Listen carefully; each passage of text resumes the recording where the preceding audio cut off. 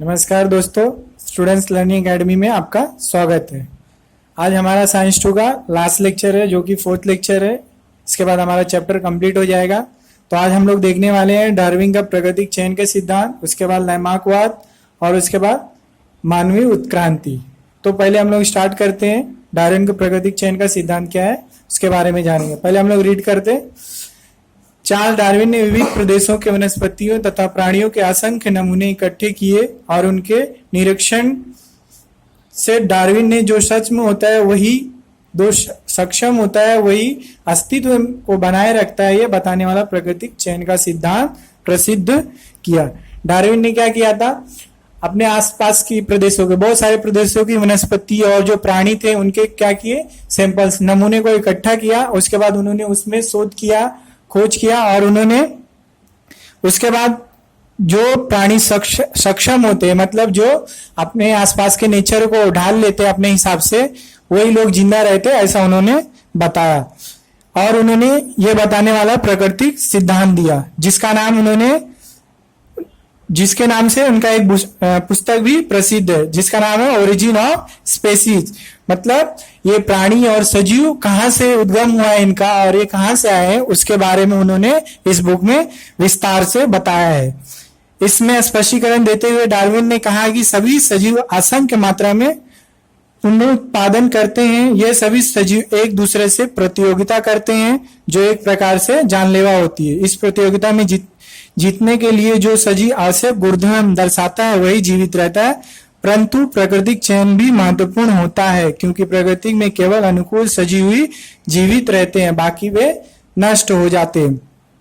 Darwin ने इस book में बताया है कि सजीव जो होते हैं, जो प्राणी होते हैं और सजीव होते हैं, वो क्या करते हैं, बहुत सारे अपने जैसे सेम सजीव का निर्माण करते हैं, पुनरुत्पादन करते हैं और वो क्या करते हैं, एक दूसरे से कंपटीशन करते हैं और जो सक्षम रहता है वही बचता है और बाकी लोग क्या हो जाते हैं, नष्ट हो जाते हैं। ठीक है, वो एक दूसरे से प्रतियोगिता करते हैं। जैसे इंसान हो गया, इंसान क्या करता है, जानवरों को खाता है और जानवर क्या करते हैं, इंसानों को खाते हैं। जैसे बड़े बड़े जानवर हो गए और बहुत सारे कीड़े मकोड़े हैं, वैसे मछलियां है, बड़ी मछलियां क्या करती है, छोटी मछलियों को खाती है ताकि वो जिंदा रह सके, जीवित रह सके।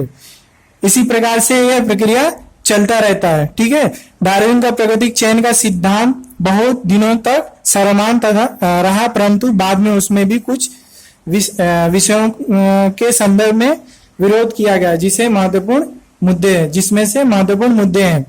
जो डार्विन का सिद्धांत था, जो उन्होंने प्राकृतिक सिद्धांत दिया था, वो बहुत दिन तक वैसे चलने लगा। फिर कुछ समय बाद उनके कुछ विषयों पर क्या होने लगा, कुछ मुद्दे पर विरोध होने लगा, जो कि मुद्दे नीचे दिए गए हैं।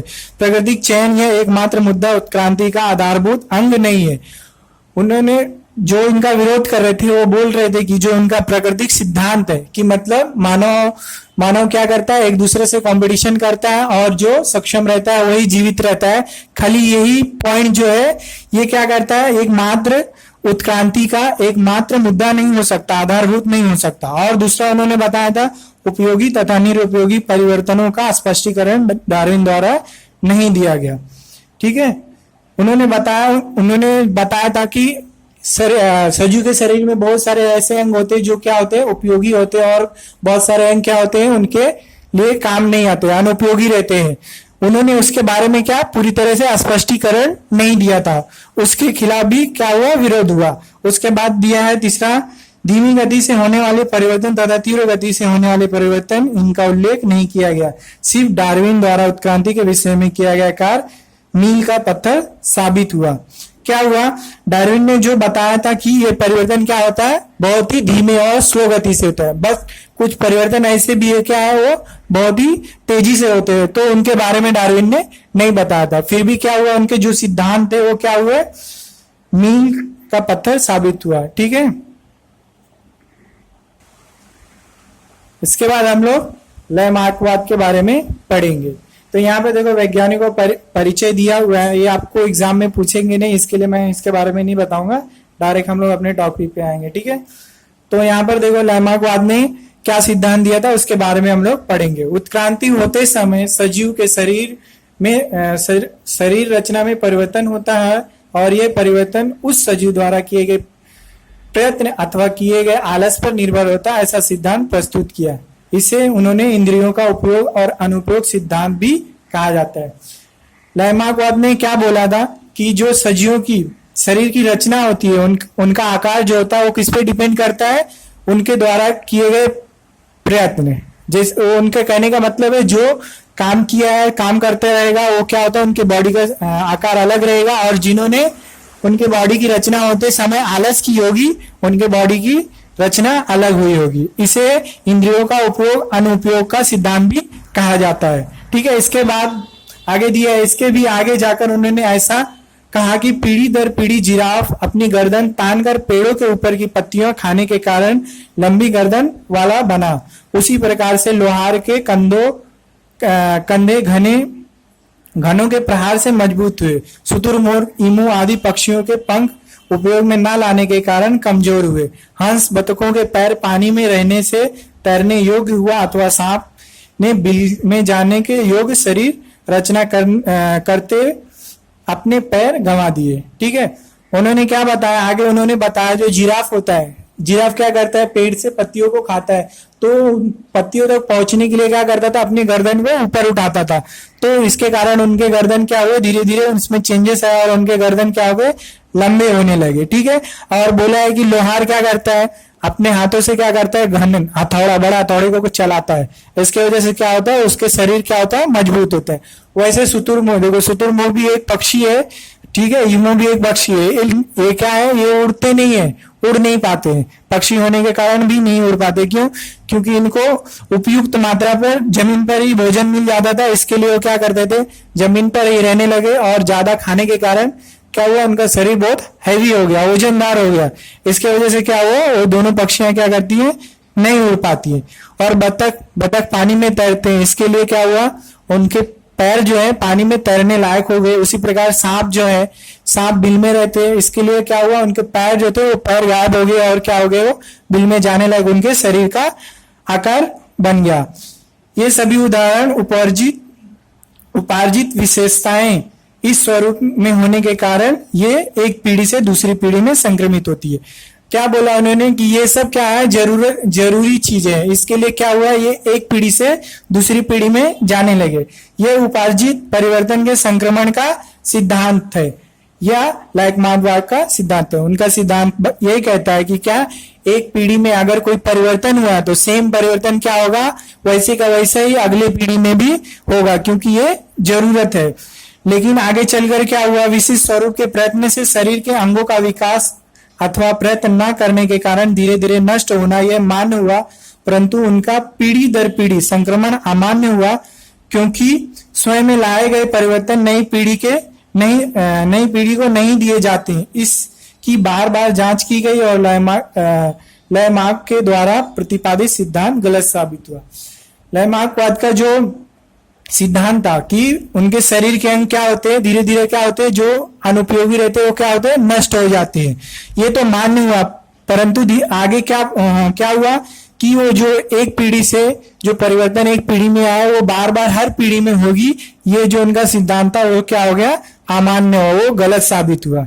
ठीक है, उसके बाद आगे दिया हुआ है, सजीव के जीवन काल में जो विशेषताएं उन्हें संपादित की है वे संतान की ओर संक्रमित हो सकती है। इसे ही संपादित गुणों का अनुवंश कहते हैं। क्या दिया इधर पे, सजीवों के जीवन काल में जो विशेषताएं उन्होंने संपादित की है वो क्या होगा, उनके संतान में संक्रमित हो सकती है, इसलिए इसे क्या कहते हैं, संपादित गुणों का अनुवंश कहते हैं।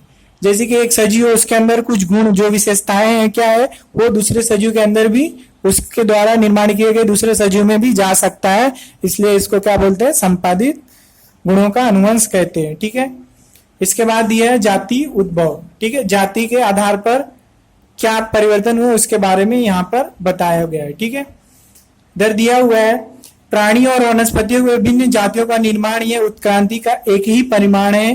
प्राकृतिक निषेचन द्वारा फलनक्षम संतान निर्माण करने वाले सजीव के समूह को जाति स्पेसीज कहते हैं। क्या बोला इधर पे, जो विभिन्न वनस्पतियां होती है, वनस्पतियों की जातियां होती है, उनका निर्माण, उनकी उत्क्रांति क्या किसी एक ही से हुई है।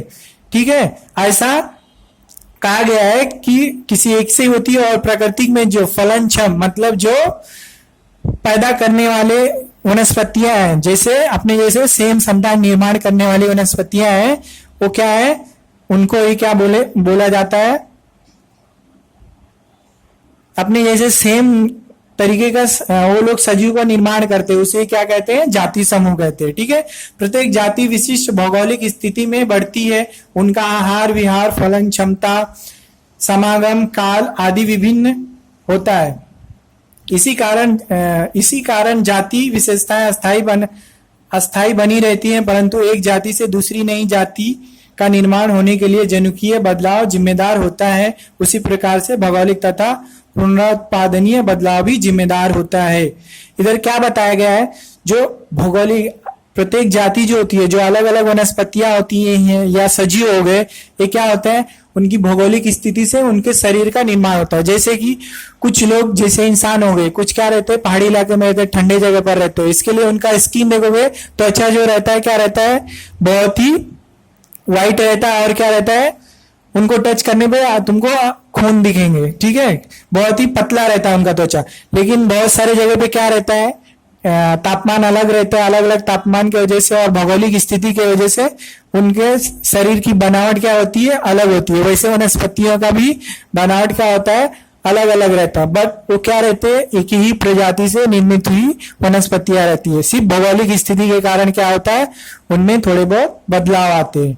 ठीक है, उसके बाद यह उसी प्रकार सजीवों में भौगोलिक अथवा पुनरुत्पादनीय विभाजन होने पर भी कालांतर में जाति उत्पन्न होता है। ठीक है, आगे आगे भौगोलिक स्थिति और उनमें जो वापस से निर्माण होने की क्षमता होती है, ठीक है, उनके विभाजन के आधार पर भी क्या होता है, अलग अलग जातियों का निर्माण होता है।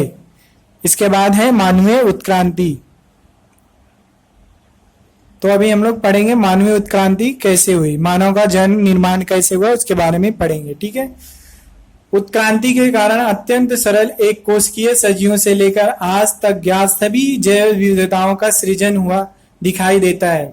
इनमें से मानव वंश की शुरुआत संक्षिप्त निम्न आकृति द्वारा बताई गई है। करीब करीब 7 करोड़ वर्ष पूर्व जब अंतिम डायनासोर का विनाश हुआ, तब बंदर के जैसे दिखने वाले प्राणी उनसे भी अधिक प्राचीन ऐसे थोड़े बहुत अधिक लेमूर के जैसे दिखने वाला प्राणियों से विकसित हुए होंगे। क्या हुआ, जब ये धीरे धीरे उत्क्रांति होने लगी, उनके बारे में खोज हुआ कि मानव का निर्माण कैसे हुआ, तो पता चला क्या हुआ, पहले एक कोशिकीय सरल सजीव होते थे, फिर धीरे धीरे क्या आया, उनमें विविधता दिखाई दी और मानव वंश का क्या हुआ, शुरुआत होने लगा। ठीक है, मानव का निर्माण होना शुरू हुआ करीब करीब 7 करोड़ साल पहले। 7 करोड़ साल पहले का मानव का निर्माण कैसा हुआ होगा, जब डायनासोर खत्म हो गए, उसके बाद बंदर जैसा दिखने वाला क्या प्राणी आया, और वो जो प्राणी निर्मित हुआ वो किससे हुआ, लेमूर जैसा दिखने वाला, जिस लेमूर से किससे बंदर का निर्माण किससे हुआ, लेमूर से। लेमूर से क्या हुआ, बंदर बने। ठीक है, बंदर कैसे दिखने हुए, इंसानों जैसे थोड़े बहुत दिखते थे। ठीक है, दिखने वाला प्राणी भी अधिक प्राचीन ऐसे बहुत आधुनिक लेमूर जैसे दिखने वाले प्राणियों से विकसित हुए होंगे। कि बंदर किससे निर्माण हुआ है, लेमूर से। लेमूर देखो इधर डायग्राम में दिया हुआ, आप देखोगे तो पता चलेगा।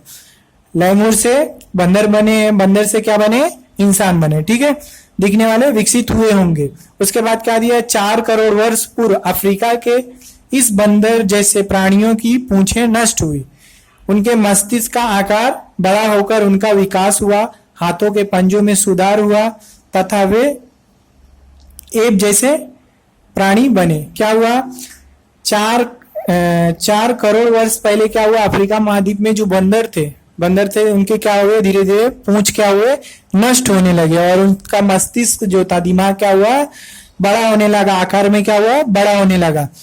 ठीक है, बड़ा होने लगा। उसके बाद उनके हाथों की जो बनावट थी, पंजे थे, उनमें क्या हुआ, सुधार आया, और वो कैसे दिखने लगे, एप जैसे दिखने लगे। इधर देखो, आप दिख रहा होगा आपको, इसको एप बोलते। ठीक है, ये गोरिल्ला जैसा थोड़ा दिखता है।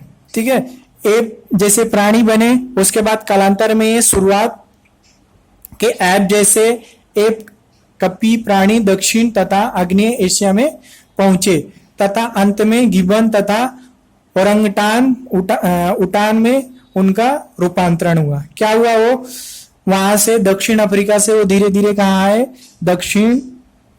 दक्षिण तथा आग्नेय एशिया में आए। एशिया में कहाँ पे आए वो लोग, इंडोनेशिया हो गया, चाइना हो गया, यहाँ पर वो वहां से कहाँ पे आए, यहाँ पे आए। और वो धीरे धीरे परिवर्तन उसमें आया और वो कैसे बन गए, गिबन और ओरंगटान, उनका उसमें निर्माण हो गया। ठीक है, उसके बाद क्या हुआ, ये गिबन और ओरंगटान है, ये भी एक बंदर का एक स्वरूप है। ठीक है, उनमें धीरे धीरे चेंजेस आके वो इस प्रकार बन गए, गिबन और ओरंगटान के जैसे। आप लोग नेट पे सर्च करेंगे तो आप लोग को इसके बारे में आपको दिखाएंगे, विस्तार में मिलेगा।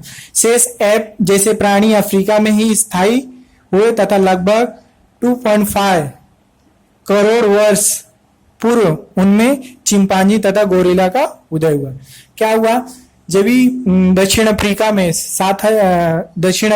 4000 वर्ष पूर्व, 4000 करोड़ वर्ष पूर्व, 4 करोड़ वर्ष पूर्व जब अफ्रीका में बंदरों के पूंछ जो थे वो नष्ट होने लगे, तो वो धीरे धीरे कहाँ, एशियाई महाद्वीप में आने लगे। उसके बाद क्या हुआ, और कुछ जो थे वहीं पर रह गए थे। ठीक है, कुछ प्राणी जो थे वहीं पर रह गए थे।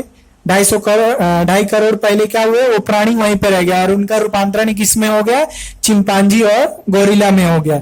लगभग 2 करोड़ वर्ष पूर्व एप की कुछ जातियों का विकास भिन्न रूप से होता हुआ दिखाई दिया। अन्न ग्रहण करने के लिए अथवा अन्य कार्यों के लिए उनके हाथों का अधिक उपयोग होने लगा।